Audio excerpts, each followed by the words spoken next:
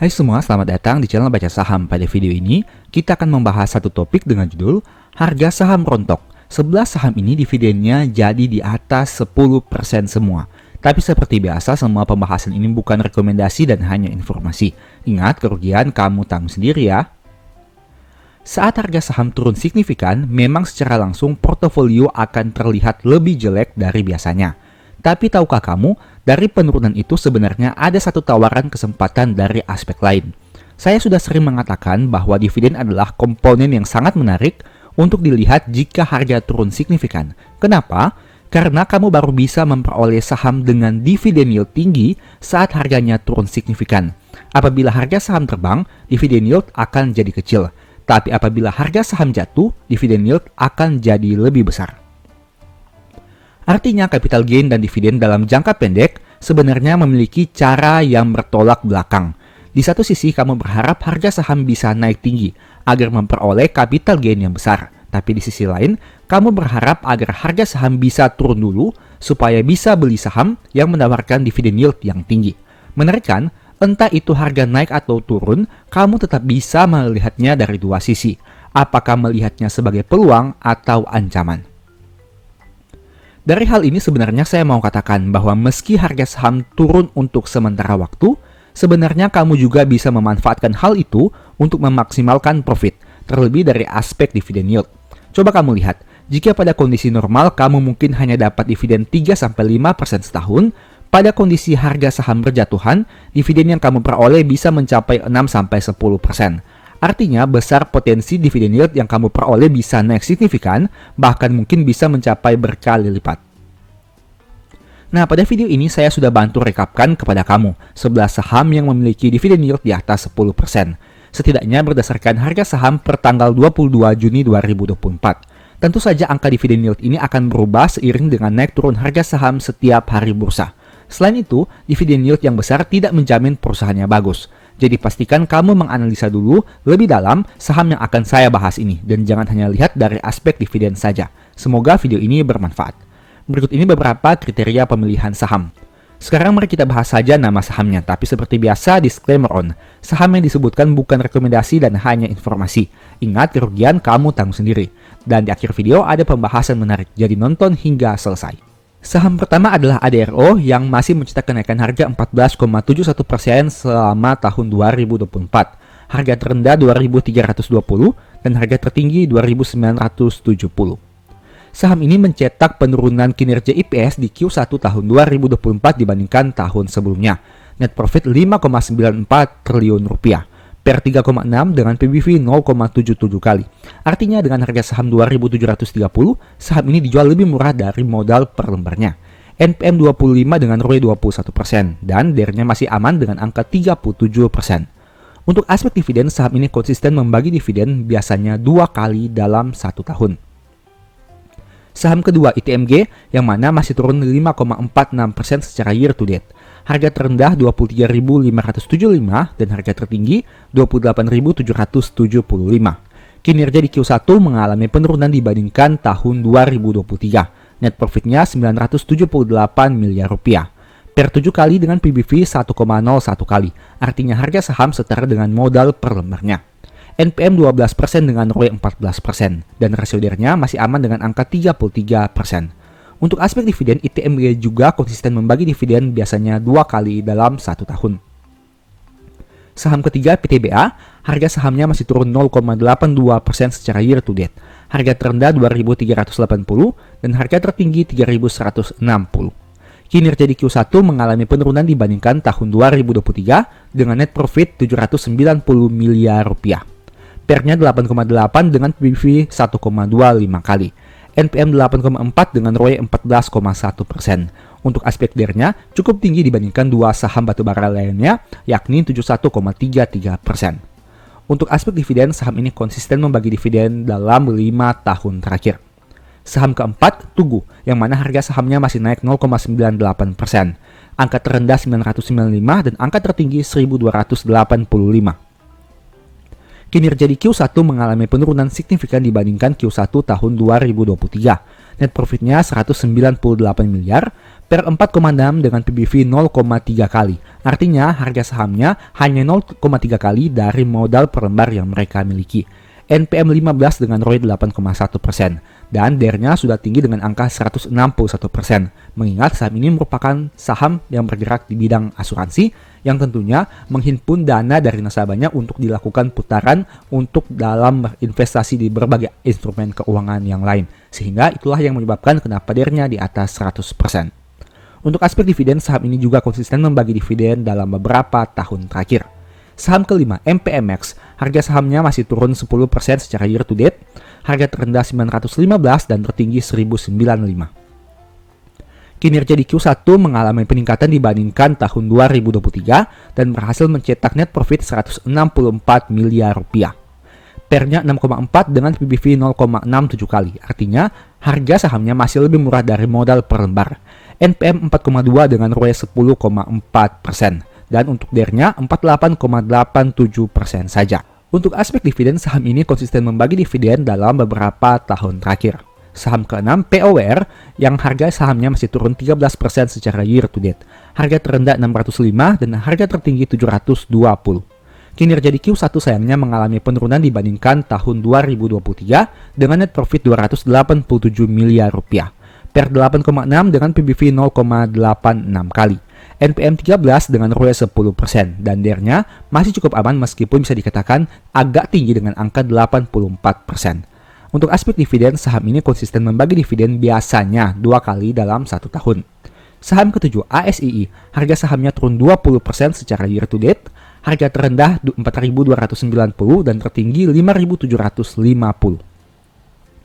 Kinerja di Q1 mengalami penurunan dibandingkan tahun 2023 dengan net profit 7,46 triliun rupiah per 6,09 dengan PBV 0,88 kali, NPM 9,1 dengan ROE 14,4%, dan rasio DER-nya bisa dikatakan agak tinggi dengan nominal 95,87%.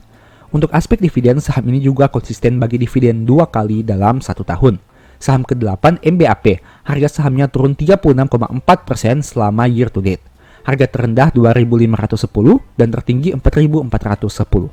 Kinerja di Q1 mengalami penurunan dibandingkan tahun 2023 dengan net profit 68 miliar rupiah.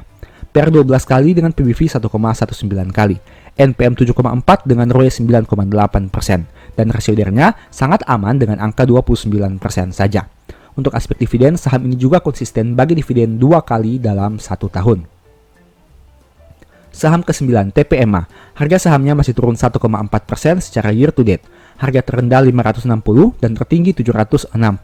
Kinerja di Q1 mengalami peningkatan dibandingkan tahun 2023 dengan net profit 90 miliar rupiah. Per 5 kali dengan PBV 1,18 kali. NPM 35 dengan ROE 23%. Dan rasio DER-nya sangat aman dengan angka 23%. Untuk aspek dividen, TPMA juga konsisten bagi dividen dalam beberapa tahun terakhir.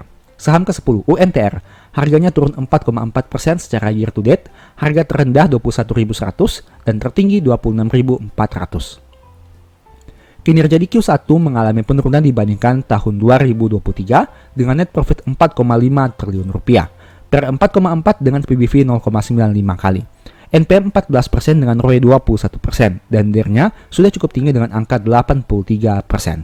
Untuk aspek dividen, saham ini juga konsisten bagi dividen dalam beberapa tahun terakhir dan biasanya bagi 2 kali dalam 1 tahun. Saham ke-11 BJTM yang harga sahamnya masih turun 16% selama year to date. Harga terendah 496 dan tertinggi 695. Kinerja di Q1 mengalami peningkatan dibandingkan tahun 2023 dengan net profit 309 miliar rupiah per 6,3 dengan PBV 0,67 kali. NPM 14,8% dengan ROE 10,6%. Dan karena saham ini adalah perbankan, otomatis DER-nya di atas 100%. Untuk aspek dividen, saham ini konsisten membagi dividen dalam beberapa tahun terakhir. Setelah melihat informasi dari setiap saham, sekarang mari kita bandingkan saham-saham tersebut dari berbagai aspek. Semoga ada informasi baru yang kamu peroleh. Mohon juga agar mengecek kembali data yang ditampilkan karena bisa saja terjadi kesalahan pengetikan atau pengambilan data. Pertama kita lihat dari kinerja harga saham secara year to date. Kamu bisa lihat di sini, dari 11 saham yang kita bahas, hanya 2 saham yang harganya mengalami peningkatan secara year to date, yaitu ADRO dan Tugu. Sisanya semuanya mengalami penurunan. Penurunan terbesar ada di saham BJTM, ASI, dan MBAP. Berikutnya dari aspek kinerja IPS secara Q on Q. Kamu bisa lihat di sini, ada 3 saham yang mencetak kenaikan IPS di tahun 2024 sampai Q1-nya, yaitu MPMX sebanyak 27%, TPMA 21%, dan BJTM sekitar 5%. Selain 3 saham yang tadi, saham-saham yang lain semua kinerjanya mengalami penurunan di Q1 tahun 2024 ini. Penurunan terbesar ada di saham MBAP 57%, ITMG 64%, dan Tugu 78%. Kemudian dari sisi laba hingga Q1 tahun 2024, laba terbesar ada di saham ASII sebanyak 7,4 triliun, ADRO 5,9 triliun, dan UNTR 4,5 triliun. Sedangkan pencapaian laba terendah ada di saham Tugu, MPMX, TPMA, dan MBAP. Kemudian dari valuasi PER terendah adalah saham ADRO sebanyak 3,6 kali, UNTR 4,4 kali, dan Tugu 4,6 kali. Sebaliknya, PER tertinggi ada di saham POR sebanyak 8,6 kali, PTBA 8,8 kali, dan MBAP 12,1 kali.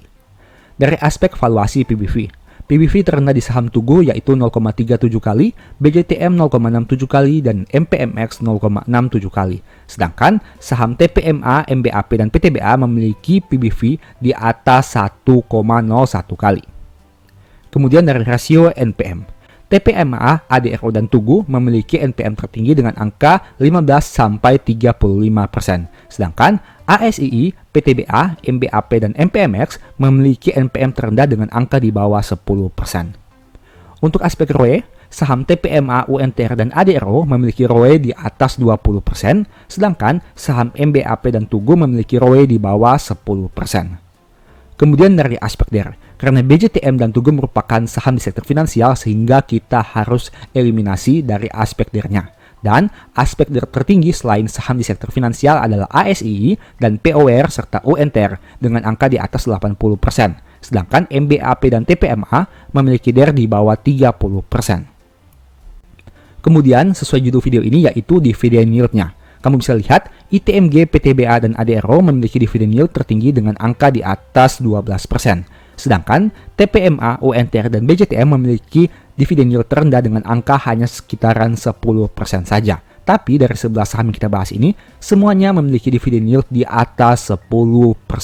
Dan hal ini bisa dikatakan menarik karena ada beberapa saham yang menawarkan dividen yield yang cukup tinggi dengan kinerja yang menarik serta valuasi juga yang masih cukup murah. Sebagai informasi, kalau kamu mau mendalami teknik dividen investing, mungkin video ini akan sangat bermanfaat. Jadi, silahkan nonton dulu agar punya pemahaman yang utuh. Saat ini saya mau sharing tentang strategi dividen investing. Menurut saya, strategi ini akan sangat berguna apabila saat market merah membara. Saat harga saham perusahaan bagus turun signifikan, strategi dividen investing akan melihat hal itu sebagai peluang. Tapi ingat, tidak semua saham bisa menerapkan strategi ini. Sederhananya, strategi ini hanya cocok bagi saham perusahaan yang punya fundamental bagus, harga saham masih masuk akal, rutin bagi dividen, dan punya brand image yang kuat. Kalau biasanya saat harga saham turun kita akan mencari saham yang lagi diskon, dengan strategi ini kita akan mencari saham yang berpotensi dividen yield lebih besar. Kita tetap mempertimbangkan valuasi yang masuk akal, tapi fokusnya bukan di situ. Kita fokus kepada potensi dividen yield masa depan dan berapa banyak lembar saham murah yang bisa didapatkan. Semakin harga saham turun, semakin banyak lembar saham murah bisa dibeli. Intinya, dividen investing bukan fokus kepada harga saham, tapi kepada lembar saham. Kita tidak mencari saham murah, tapi kita mencari lembar saham murah. Seperti yang kamu tahu, besar kecilnya dividen yang diterima bukan berasal dari harga saham, tapi seberapa banyak lembar saham yang kamu punya. Meski harga sahamnya rendah, tapi lembar saham sedikit, dividen juga sedikit. Sebaliknya, meski harga saham tinggi, tapi lembar saham banyak, dividen yang diterima juga banyak. Nah, jadi dengan kondisi market yang sedang turun terus, kita akan memanfaatkan peluang untuk mengumpulkan lembar saham yang semakin banyak saat harga semakin murah. Agar kamu bisa lebih memahami tentang konsep ini, mari saya berikan contoh yang real. Jangan bosan-bosan ya, saya akan gunakan contoh saham BRI di video ini. Tapi kalau kamu mau pakai saham lain juga boleh. Sesuaikan saja analisa yang saya buat dengan saham yang ingin kamu analisa. Karena yang saya ajarkan adalah caranya, bukan rekomendasi nama saham. Kerugian tetap tanggung jawab kamu sendiri. Pertama, kita lihat dulu dari perkembangan dividen BRI selama 6 tahun, sejak tahun 2019 hingga tahun 2024. Di sini kamu bisa lihat bahwa saham ini konsisten bagi dividen setiap tahun. Itu adalah kunci pertama untuk menerapkan strategi ini, di mana harus membeli saham yang rutin bagi dividen setiap tahun tanpa pernah absen.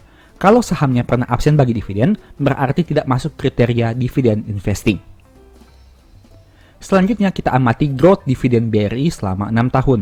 Di sini kamu bisa lihat bahwa dividen BRI pernah naik hingga 76% di tahun 2022, tapi juga pernah turun 41% di tahun 2021. Dengan kata lain, itu adalah potensi range dividen yang kamu dapatkan selama 6 tahun. Fungsi range dividen ini adalah kamu bisa mempertimbangkan di kemudian hari, bagaimana jika dividen saat ini berkurang 41%, apakah saham ini tetap menarik atau tidak. Kita tentu harus pertimbangkan histori yang pernah terjadi untuk membuat proyeksi masa depan. Dengan kamu tahu kemungkinan terburuk dari aspek dividen, kamu jadi punya antisipasi dan tidak terlalu over ekspektasi. Melanjutkan dari tabel di bawah ini, kamu juga bisa lihat bahwa sejak tahun 2022 hingga 2024, growth dividen BRI terus turun. Dari yang awalnya 76%, turun jadi 65%, turun jadi 11%. Artinya, kamu sebaiknya tidak terlalu berharap dividen tahun 2025 akan di atas 11%. Tapi persiapkan mentalmu apabila dividen growth BRI di bawah 10%. Meski begitu, satu hal yang bisa jadi kelebihan BRI dari aspek dividen adalah mereka punya growth rata-rata di atas 10%. Tentu saja, selain tahun 2021 yang turun 41%, nah dari tahun 2020 hingga 2024, growth dividennya selalu di atas 10%. Dividen yang besar dipengaruhi oleh pencapaian laba dan kebijakan payout ratio. Artinya, BRI mampu memenuhi dua hal itu dengan baik, sehingga growth-nya juga memuaskan. Sekarang kita akan berbicara tentang laba, karena poin ini sangat berkaitan dengan seberapa banyak dividen yang bisa kamu terima. Jika tadi kamu lihat growth dividen, sekarang kita bahas growth laba. Seperti yang kamu tahu, dividen yang dibagi merupakan hasil pencapaian laba tahun sebelumnya. Jadi, apabila kita bahas dividen tahun 2019 hingga 2024, artinya hal itu berasal dari pencapaian laba tahun 2018 hingga 2023 atau 1 tahun sebelumnya. Antisipasi seperti ini sangat dibutuhkan untuk dividen investing, karena fokus dividen investing adalah dividen rutin dalam jangka panjang, sehingga pemegang saham harus punya keyakinan kuat terhadap saham yang dia beli. Dengan mengetahui penurunan laba terbesar dari sebuah perusahaan, kamu jadi punya kesiapan mental dan psikologi yang lebih kuat apabila hal itu jadi kenyataan. Dari data ini kamu bisa lihat bahwa laba BRI pernah naik hingga 67% di tahun 2021, tapi pernah juga turun 46% di tahun 2020. Sama seperti tadi, data ini bisa berguna untuk memproyeksikan masa depan. Bagaimana jika di masa depan laba BRI turun 46% dari saat ini? Apakah kamu masih tertarik dengan saham ini? Atau langsung cut loss? Apalagi jika harga saham turun signifikan dan labanya juga turun. Apakah psikologimu masih tenang atau sudah mulai kacau? Setelah mengetahui dua hal tadi, selanjutnya mari kita hubungkan antara dividen yang dibagi dan laba yang dicapai. Bisa kamu lihat bahwa ada hubungan kuat antara dua komponen ini. Saat laba tumbuh signifikan, dividen juga akan naik, begitu juga sebaliknya. Bahkan untuk studi kasus saham BRI ini, pertumbuhan dividen cenderung lebih tinggi dari pencapaian laba, setidaknya untuk dividen tahun 2020 hingga 2022. Saat laba naik 6% di tahun 2019, dividen yang dibagi di tahun 2020 naik 27%. Saat laba turun 46% di tahun 2020, dividen yang dibagi hanya turun 41%. Saat laba naik 67% di tahun 2021, dividennya malah tumbuh 76%. Tapi sejak tahun 2023, growth dividen BRI sudah lebih normal, mengikuti pencapaian labanya. Saat laba naik 65% di tahun 2022, dividen di tahun 2023 juga naik 65%. Bahkan saat laba naik 18% di tahun 2023, dividennya hanya tumbuh 11% di tahun 2024. Itu artinya kamu harus punya antisipasi tentang dividen tahun 2025. Apabila di tahun 2024, laba BRI hanya tumbuh di bawah 10%, berarti dividennya juga tidak akan tumbuh signifikan. Tentu saja hal ini juga karena skala BRI yang sudah besar. Coba bayangkan, dengan laba 60 triliun di tahun 2023, untuk membuat tumbuh 10%, artinya harus ada kenaikan laba 6 triliun rupiah. Angka kenaikan laba 6 triliun itu bisa dikatakan sangat besar jika dibandingkan laba perusahaan kecil. Bahkan ada beberapa perusahaan besar yang labanya tidak sampai 6 triliun setahun. Artinya, semakin besar laba yang sudah dicapai, akan semakin penuh tantangan untuk membuat tumbuh di atas 10%. Itulah salah satu alasan yang harus kamu pertimbangkan saat akan memilih saham. Setelah menganalisa hubungan antara laba dan dividen, sekarang mari kita coba implementasikan.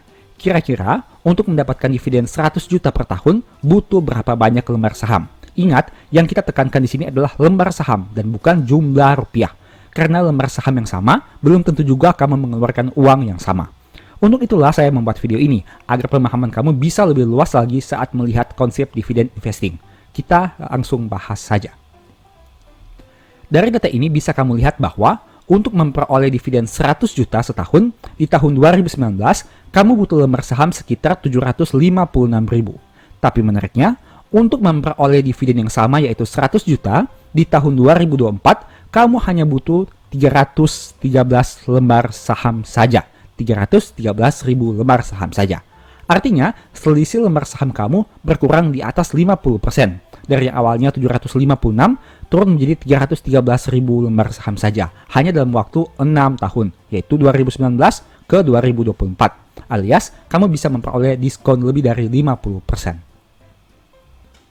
Kenapa hal itu bisa terjadi? Kenapa jumlah dividen yang diterima sama, tapi lembar saham yang dibutuhkan jadi lebih sedikit? Jawabannya adalah karena dividen yang dibagi semakin besar. Pada tahun 2019, BRI hanya bagi dividen 132 per lembar saham. Tapi pada tahun 2024, dividennya menjadi Rp319. Artinya, kalau kamu ingin 100 juta di tahun 2019, kamu harus bisa beli BRI sebanyak 756.000 lembar. Tapi, kalau kamu ingin dividen 100 juta di tahun 2024, kamu hanya perlu BRI sebanyak 313.000 lembar saham saja. Menarik kan? Inilah yang namanya biarkan perusahaan yang kerja, pemegang saham terima dividen. Karena laba BRI terus naik, dividen per share juga cenderung naik. Dividen per share yang naik membuat lembar saham yang dibutuhkan jadi semakin kecil untuk mendapat nominal uang yang sama. Jika konsep ini kita lihat dari sisi yang lain, ceritanya akan jadi begini. Orang yang punya 756.000 lembar saham di tahun 2019 akan memperoleh dividen 100 juta di tahun 2019. Tapi dengan lembar saham yang sama di tahun 2024, dividen yang diterima bukan lagi 100 juta, tapi menjadi 241 juta, di mana mengkalikan dividen per share-nya dengan lembar saham yang dimiliki. Dengan kata lain, dividennya naik lebih dari 1 kali lipat tanpa harus ngapa-ngapain. Inilah yang dinamakan biarkan aset yang bekerja untuk kita. Hanya perlu beli perusahaan bagus, tunggu, dan terima dividen yang lebih besar di masa depan. Menurut saya, orang yang menerima dividen 100 juta di tahun 2019, mayoritas tidak akan menyangka kalau mereka bisa terima dividen 241 juta di tahun 2024 dengan uang yang sama. Ingat, di sini orang tersebut tidak berbuat apa-apa, alias hanya menjadi investor pasif dan berharap dari dividen saja. Tidak ada reinvest dividen ataupun tidak ada top up dana. Kita tidak lagi mengulas dari sisi capital gain, tapi di video ini kita fokus saja ke dividennya. Kita juga tidak membahas soal top up dana ataupun reinvestasi dividen yang diterima. Ibaratnya, kamu membeli sebuah bisnis di tahun 2019 yang bisa berikan income 100 juta per tahun. Tanpa kamu harus terjun ke bisnisnya, tanpa mengurusi operasional perusahaan, kamu menerima income 241 juta di tahun 2024. Inilah indahnya dividen investing apabila sahamnya tepat. Kita punya sahamnya, biarkan perusahaan yang kerja untuk kita. Setelah tahu tentang konsep lembar saham dan dividen growth, selanjutnya yang menjadi pertanyaan, berapa modal yang dibutuhkan untuk mendapat uang 100 juta itu? Mari kita bahas. Kita akan gunakan angka saham 6.000 karena merupakan angka tertinggi BRI. Dengan kata lain, saya gunakan angka yang paling pesimis agar perhitungan bisa jadi realistis.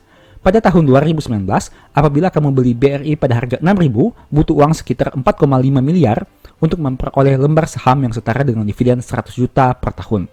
Sampai di sini, apakah ada yang aneh? Ya benar, harga saham BRI di tahun 2019 tentu bukan 6.000, melainkan jauh lebih rendah. Tapi saya gunakan angka 6.000 agar simulasi ini menjadi realistis untuk tahun 2024. Agar supaya tidak ada statement yang mengatakan, itu kan data masa lalu, sudah lewat, jadi sudah tidak bisa digunakan. Itulah alasannya kenapa saya pakai angka Rp6.000. Tujuannya agar perhitungan bisa realistis di masa sekarang. Kita lanjutkan pembahasan. Jika di tahun 2019 kamu butuh uang 4,5 miliar untuk dapat dividen 100 juta per tahun, di tahun 2024 kamu hanya butuh uang 1,8 miliar untuk dapat dividen yang sama, yaitu 100 juta. Mungkin di sini kamu jadi lebih paham tentang efek dari dividen growth. Semakin besar dividen per share, modal yang dibutuhkan jadi lebih kecil. Dari data ini saja bisa dilihat bahwa modal yang dibutuhkan berkurang sekitar 58%, dari 4,5 turun menjadi 1,8 untuk memperoleh dividen yang sama. Dengan kata lain, saat kinerja perusahaan tumbuh, kita sebenarnya sedang dibantu oleh perusahaan agar bisa mendapat dividen dengan modal yang lebih murah. Selisih dari 4,5 ke 1,8 tentu sangat jauh kan? Nah, tadi kita bahas jika menggunakan harga saham 6.000. Sekarang bagaimana jika harga sahamnya hanya 5.000? Ingat, harga yang saya katakan di sini adalah harga rata-rata. Apabila harga saham turun Rp1.000 saja dari 6 ke 5.000, modal yang kamu butuhkan untuk beli di tahun 2024 turun dari 1,8 menjadi 1,5 miliar saja. Artinya kamu hemat sekitar 300 juta untuk membeli saham yang ditawarkan dengan dividen 100 juta per tahun. Ingat, dividen yang kamu terima sama, yaitu 100 juta per tahun. Ini alasannya kenapa saat harga saham turun, dividen investing jadi lebih menarik. Karena modal yang dikeluarkan akan lebih rendah untuk memperoleh lembar saham yang sama. Artinya, semakin rendah harga saham turun, semakin rendah juga modal yang harus dikeluarkan. Dengan punya konsep berpikir seperti ini, kamu jadi senang apabila harga turun dan bukan malah panik. Tapi dengan catatan, perusahaannya bagus dan secara fundamental memang layak untuk dividen investing. Terus pertanyaannya lagi, dari simulasi ini, untuk memperoleh dividen 100 juta meski harga beli di angka 5.000 kita butuh uang 1,5 miliar. Jika saat ini saya belum ada uang sebanyak itu, apakah mungkin memperoleh dividen 100 juta? Jawabannya mungkin saja. Dengan catatan, kamu bisa sabar menunggu dan perusahaannya tetap bertumbuh. Cara yang bisa kamu lakukan adalah menunggu. Ya, kamu tidak salah dengar atau baca. Kamu hanya perlu menunggu dan berharap kinerja perusahaan bisa semakin tumbuh. Kinerja yang tumbuh tentu akan berdampak pada dividen yang dibagi. Misal, saat video ini dibuat, dividen per share BRI hanya 319 per lembar saham. Hal itu membuat kamu butuh uang 1,8 miliar apabila membeli di harga 6.000 untuk dapat dividen 100 juta rupiah. Tapi bagaimana jika dividen BRI naik 1 kali lipat menjadi 638 per lembar saham? Itu artinya kamu hanya butuh lembar saham 156.000 atau dengan modal 940 juta dengan harga 6.000 rupiah. Sedangkan apabila dividennya naik 2 kali lipat menjadi 957, kamu hanya butuh 104.000 lembar saham atau uang 626 juta dengan harga 6.000. Ingat, harga yang kita gunakan adalah 6.000 rupiah atau dengan kata lain, kita menggunakan harga yang pesimis. Apakah kamu sudah tahu apa yang saya maksudkan? Yang perlu dilakukan adalah menunggu dividen per share BRI naik dalam 5, 10, 15 tahun ke depan. Pertanyaannya, apakah mungkin dividen per share naik berkali lipat? Jawabannya adalah mungkin saja. Faktanya di tahun 2019, dividen BRI hanya 132 dan menjadi 319 di tahun 2024. Dengan kata lain, naik 2,4 kali lipat hanya dalam waktu 5-6 tahun saja. Jika di masa lalu perusahaan ini bisa tumbuh seperti itu, apakah di masa depan mereka bisa melakukannya lagi?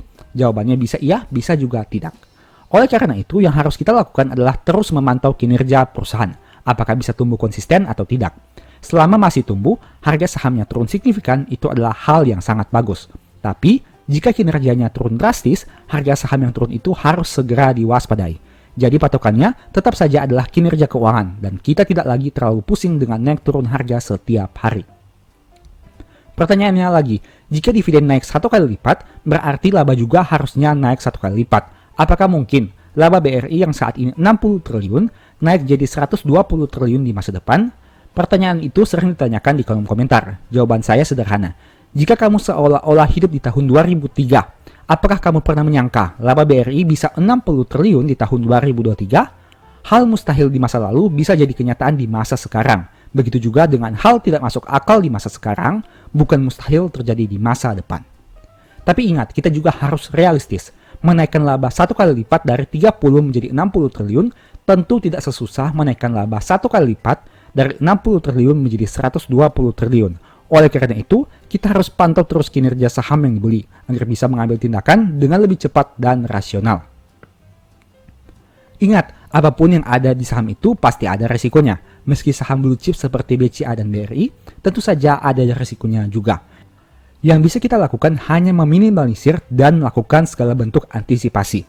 Jadi pertanyaannya, antisipasi apa yang sudah kamu lakukan? Sebagai informasi, kalau kamu mau belajar lebih detail tentang dividen investing, mungkin ebook Strategi Nabung Saham dan Stock for Living bisa membantu. Detail pembahasan ebook silahkan lihat pada gambar di bawah ini. Untuk info pembelian, chat saja pada nomor WA. Demikianlah pembahasan pada video ini. Selalu ingat bahwa semua saham yang disebutkan bukan rekomendasi dan hanya informasi. Mohon agar dapat mengecek kembali data yang ditampilkan. Dan ingat, segala resiko kerugian menjadi tanggung jawab kamu sendiri. Di video berikutnya kamu ingin dibahas materi apa lagi? Tulis di kolom komentar ya. Sebagai informasi, channel YouTube Baca Saham sekarang ada dua. Yang pertama Baca Saham dan Baca Saham dari Nol.